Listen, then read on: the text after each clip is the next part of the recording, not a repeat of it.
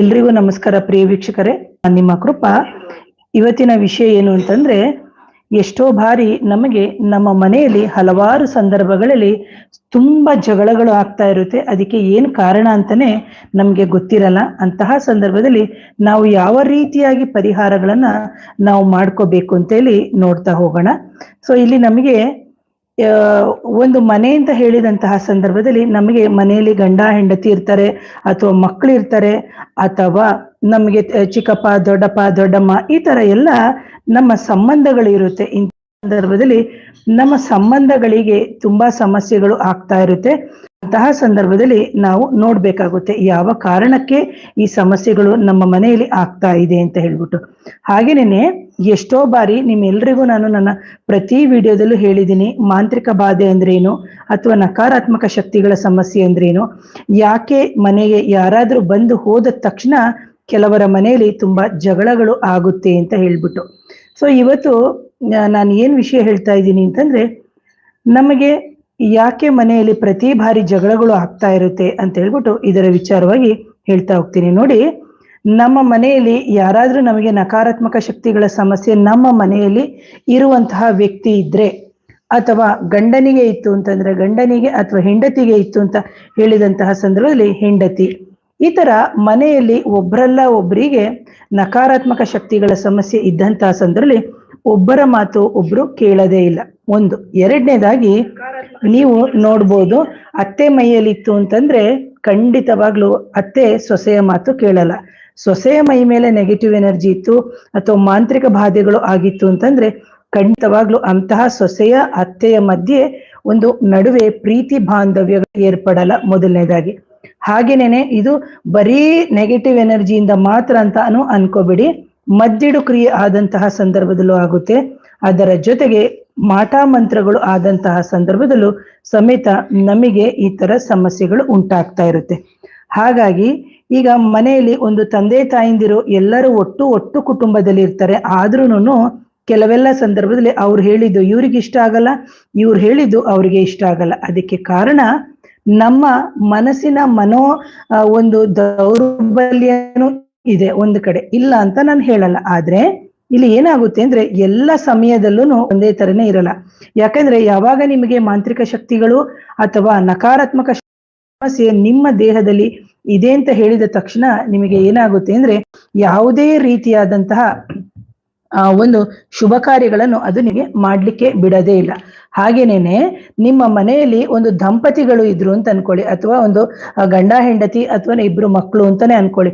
ಅಂತಹ ಸಂದರ್ಭದಲ್ಲೂ ಸಮೇತ ಮಕ್ಕಳ ಮಧ್ಯೆ ಅಥವಾ ಮಕ್ಕಳಿಂದ ನಿಮಗೆ ಜಗಳ, ಇದು ಕಾಮನ್ ಆಗಿ ಎಲ್ಲರ ಮನೆಯಲ್ಲೂ ಇರುವಂತದ್ದೇ. ಎಲ್ರ ಮನೆ ದೋಸೆ ತೂತೆ ಇಲ್ಲ ಅಂತ ನಾ ಹೇಳಲ್ಲ. ಆದ್ರೆ ಇಲ್ಲಿ ನಕಾರಾತ್ಮಕ ಶಕ್ತಿಗಳ ಸಮಸ್ಯೆ ಇದ್ದಂಥವರ ಮನೆಯಲ್ಲಿ ಅಥವಾ ಮಾಂತ್ರಿಕ ಬಾಧೆ ಆದಂಥವರ ಸಮಸ್ಯೆ ಮನೆಯಲ್ಲಿ ಇದು ಸ್ವಲ್ಪ ಜಾಸ್ತಿನೇ ಇರುತ್ತೆ. ಯಾಕೆ ಅಂತಂದ್ರೆ ಇಲ್ಲಿ ತಾಳ್ಮೆ ಕಮ್ಮಿ ಆಗುತ್ತೆ. ತಾಳ್ಮೆ ಕಮ್ಮಿ ಆಗೋದು ಯಾಕೆ ಅಂತಂದ್ರೆ ಅವರು ಆ ರೀತಿ ನಿಮ್ಮ ಮೇಲೆ ಪ್ರಯೋಗಗಳನ್ನ ಗಂಡನಿಗೆ ಮಾಡಿಸಿರ್ಬೋದು, ಅಥವಾ ಹೆಂಡತಿಗೆ ಮಾಡಿಸಿರ್ಬೋದು, ಅಥವಾ ಮಕ್ಕಳ ಮೇಲೆ ನಿಮ್ಗೆ ಮಾಡಿಸಿರ್ಬೋದು, ಇಲ್ಲವೇ ಕೂಡು ಕುಟುಂಬಕ್ಕೆ ಮಾಡಿಸಿರ್ತಾರೆ. ಅಥವಾ ವ್ಯಕ್ತಿಗತವಾಗಿ ಮಾಡಿದಾಗ ವ್ಯಕ್ತಿ ಮಾತ್ರ ನಿಮಗೆ ಸಮಸ್ಯೆಯನ್ನ ಕೊಡ್ತಾ ಇರ್ತಾನೆ. ಈಗ ಗಂಡನ ಮೇಲೆ ಆಗಿದ್ರೆ ಗಂಡನೇ ನಿಮಗೆ ಸಮಸ್ಯೆಗಳನ್ನ ಕೊಡ್ತಾ ಇರ್ತಾನೆ.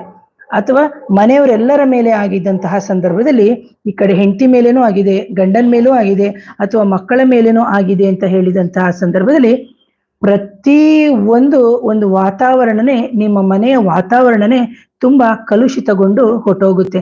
ಈಗ ನೋಡಿ, ನಾನು ಹೇಳ್ತಿರ್ತೀನಿ ಯಾವಾಗ್ಲೂ, ಈಗ ನೀವು ನಿಮ್ಮ ಮನೆಗೆ ಹೋಗ್ಬೇಕಾದ್ರೆ ನಿಮ್ ಹೆಂಡತಿಗೆ ಒಂದು ಮಲ್ಲಿಗೆ ಹೂ ತಗೊಂಡು ಹೋದ್ರೆ ನಿಮ್ಮ ಮನೆ ಏನ್ ವಾಸನೆ ಇರುತ್ತೆ? ಮಲ್ಲಿಗೆ ಹೂವಿನ ವಾಸನೆ ಇರುತ್ತೆ. ಅಥವಾ ಮಾವಿನ ಹಣ್ಣು ಸೀಸನ್, ಈಗ ಮಾವಿನ ಹಣ್ಣಿನ ತಗೊಂಡು ಹೋದ್ರೆ ಏನಿರುತ್ತೆ? ಮಾವಿನ ಹಣ್ಣಿನ ವಾಸನೆ. ಅದು ಬಿಟ್ಬಿಟ್ಟು ನೀವು ಸೆಗಣಿಯನ್ನ ಏನಾದ್ರೂ ಮೆಟ್ಕೊಂಡು ಹೋಯ್ತು, ಅಥವಾ ಏನಾದ್ರೂ ಕೆಟ್ಟದನ್ನ ನೀವು ಮೆಟ್ಕೊಂಡು ಹೋಯ್ತು ಅಂತ ಹೇಳಿದಂತಹ ಸಂದರ್ಭದಲ್ಲಿ ಏನಾಗುತ್ತೆ? ಅದೇ ತರ ನಿಮ್ಮ ಮನೆ ಸಗಣಿಯ ಒಂದು ವಾಸನೆ ಬರುತ್ತೆ.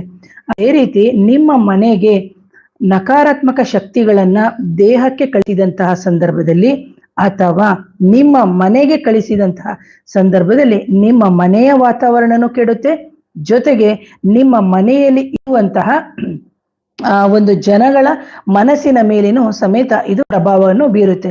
ಈಗ ನೋಡಿ, ನೀವು ಮನೆಯಲ್ಲಿ ಒಂದು ಹೋಮ ಮಾಡಿದ್ರಿ ಅಂತ ಅನ್ಕೊಳ್ಳಿ. ಒಂದು ಹೋಮ ಮಾಡಿದ ತಕ್ಷಣ ಹೋಮ ಯಾರ ಹೆಸರಲ್ಲಿ ಮಾಡ್ತಾರೆ ಅವ್ರಿಗೆ ಮಾತ್ರ ಕಣ್ಣೀರ್ ಬರ್ಬೇಕಲ್ವಾ? ಈಗ ಎಲ್ಲರಿಗೂ ಕಣ್ಣೀರ್ ಬರುತ್ತೆ ಅಂತಂದ್ರೆ ಏನ್ ಪ್ರಯೋಜನ ಅಲ್ವಾ? ಹೋಮ ಮಾಡಿದಾಗ ಹೋಮದ ಹೊಗೆ ಎಲ್ಲ ಕಡೆಗೂ ಮನೆಯಲ್ಲಿ ಸ್ಪ್ರೆಡ್ ಆಗುತ್ತಲ್ವಾ? ಅದೇ ತರನೇ ನಕಾರಾತ್ಮಕ ಶಕ್ತಿಗಳ ಸಮಸ್ಯೆ ಬಂದಂತಹ ಸಂದರ್ಭದಲ್ಲಿ ಅದು ಏನಾಗುತ್ತೆ ಅಂದ್ರೆ ಇಡೀ ಮನೆಯ ವಾತಾವರಣನೇ ಕಲುಷಿತಗೊಳ್ಳುತ್ತೆ.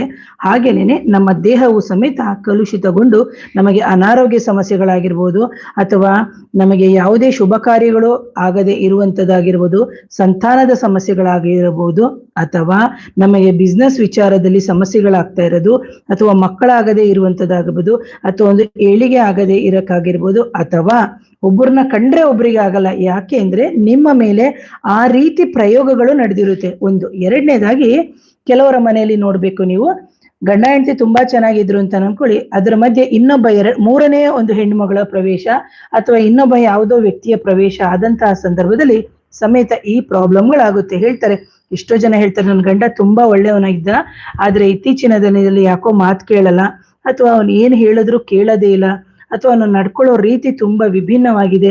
ಈಗ ಹೊರಗಡೆ ಒಂದು ಸಂಬಂಧ ಇಟ್ಕೊಂಡಿದ್ದಾರೆ ಅಂತ ಸಂದ್ರೆ, ಬಟ್ ಆ ವ್ಯಕ್ತಿ ತುಂಬಾ ಒಳ್ಳೆಯವನಾಗಿರ್ತಾನೆ, ಆದರೆ ಆ ವ್ಯಕ್ತಿ ಆ ರೀತಿ ಪ್ರಯೋಗಗಳನ್ನ ಮಾಡ್ಸಿರ್ತಾರೆ. ಯಾಕೆಂದ್ರೆ ಆ ವ್ಯಕ್ತಿ ಉದ್ಧಾರ ಆಗ್ಬಾರ್ದು, ಅಥವಾ ಮನೆಯಿಂದ ಹೊರಗಡೆ ಬರಬೇಕು, ಆ ವ್ಯಕ್ತಿ ನಮ್ಮ ಹಿಡಿತದಲ್ಲಿ ಇರಬೇಕು ಅಂತ ಹೇಳಿ ಕೆಲವರು ವಶೀಕರಣ ಪ್ರಯೋಗದಿಂದ ಮಾಡಿದಂತಹ ಸಂದರ್ಭದಲ್ಲೂ ಸಮೇತ ಎಷ್ಟೋ ಸಂಸಾರಗಳು ಸಮೇತ ಇದರಿಂದ ಹಾಳಾಗಿರುತ್ತೆ. ಅದರಿಂದ ನೀವು ನೋಡ್ಬೋದು, ಗಂಡ ಹೆಂಡತಿ ಒಬ್ರಿಗೊಬ್ರು ಗಲಾಟೆ ಮಾಡ್ಕೊಳ್ಳೋದು, ಅಥವಾ ಹೆಂಡತಿ ಹ್ಯಾಂಗ್ ಮಾಡ್ಕೊಳ್ಳೋವಂಥದ್ದು, ಅಥವಾ ಸೂಸೈಡ್ ಅಟೆಂಪ್ಟ್ ಮಾಡೋವಂಥದ್ದು, ಇದೆಲ್ಲ ಮಾಡುತ್ತೆ.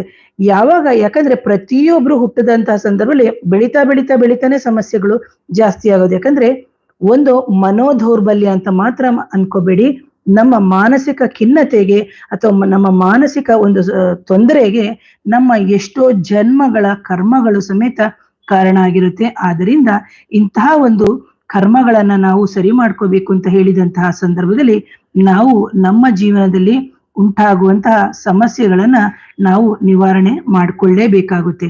ಇಲ್ಲಿ ನೋಡಿ, ನಿಮಗೆ ಗೊತ್ತಾಗ್ತಾ ಇರುತ್ತೆ, ನನ್ನ ಗಂಡನ ವ್ಯಕ್ತಿತ್ವ ಬದಲಾಗಿದೆ, ಅಥವಾ ನನ್ನ ಹೆಂಡತಿಯ ವ್ಯಕ್ತಿತ್ವ ಬದಲಾಗಿದೆ, ಅಥವಾ ನನ್ನ ಮಗನ ವ್ಯಕ್ತಿತ್ವ ಬದಲಾಗಿದೆ, ಅಥವಾ ನನ್ನ ಮಗಳ ವ್ಯಕ್ತಿತ್ವ ಬದಲಾಗಿದೆ ಅಂತ ಹೇಳಿದಂತಹ ಸಂದರ್ಭದಲ್ಲಿ ನೀವು ಎಷ್ಟೋ ಇದನ್ನ ಮನೋದೈಹಿಕ ಕಾಯಿಲೆಗಳು ಅಂತ ಅನ್ಕೊಂಡಿರ್ತೀರಿ. ಪರವಾಗಿಲ್ಲ, ಅನ್ಕೊಳ್ಳಿ. ಆದ್ರೆ ನಿಮಗೆ ಎಷ್ಟು ದಿನ ಅಂತ ಮಾತ್ರೆಗಳನ್ನ ನುಂಗ್ತೀರಿ?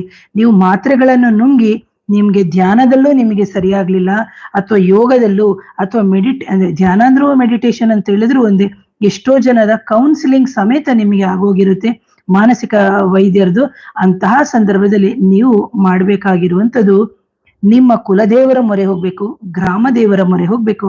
ಆನಂತರದಲ್ಲಿ ನಿಮ್ಮ ದೇಹದಲ್ಲಿ ಅಥವಾ ನಿಮ್ಮ ಮನೆಯಲ್ಲಿ ಇರುವಂತಹ ನಕಾರಾತ್ಮಕ ಶಕ್ತಿಗಳಾಗಿರ್ಬೋದು, ಅಥವಾ ಮಾಂತ್ರಿಕ ಬಾಧೆಗಳಾಗಿರ್ಬೋದು, ಅಥವಾ ಮದ್ದಿಡು ಕ್ರಿಯೆಗಳಾಗಿರ್ಬೋದು, ಅದನ್ನ ನೀವು ತೆಗೆಸ್ಬೇಕಾಗುತ್ತೆ.